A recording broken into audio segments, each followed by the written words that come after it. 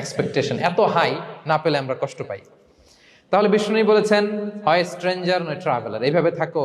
ওয়াইদা আমসাইতা ফালা তানতাযিরিস সাবাহ ওয়াইদা আসবাহতা ফালা তানতাযিরিল মাসা। আব্দুল্লাহ, যখন সকাল হবে সন্ধ্যার এক্সপেক্ট করো না, যখন সন্ধ্যা হবে সকালের এক্সপেক্ট করো না। সকালবেলা তুমি বিশাল আশা নিয়ে বসে থেকো না যে সন্ধ্যা পর্যন্ত বাঁচবা। যদি বাঁচো, সন্ধ্যা পাও, ভালো, আলহামদুলিল্লাহ। না পাইলে রবের সাথে সাক্ষাতের জন্য রেডি, তাও আলহামদুলিল্লাহ। ঠিক কিনা বলেন?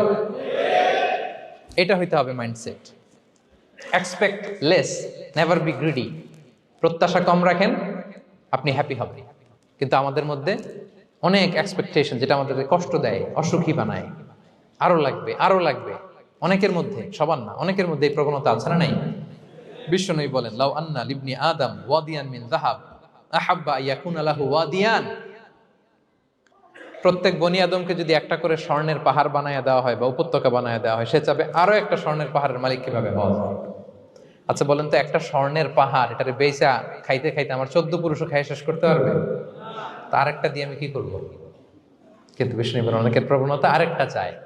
ওয়ালা ইয়ামলা আফাহু ইল্লা তুরাব। কবরের মাটি ছাড়া তার এই আশা, ভরসা, প্রত্যাশা কেউ থামাতে পারবে না। তাহলে আমরা যেন গ্রিডি না হই, লোভী না হই, আমাদের এক্সপেকটেশন যেন কম থাকে।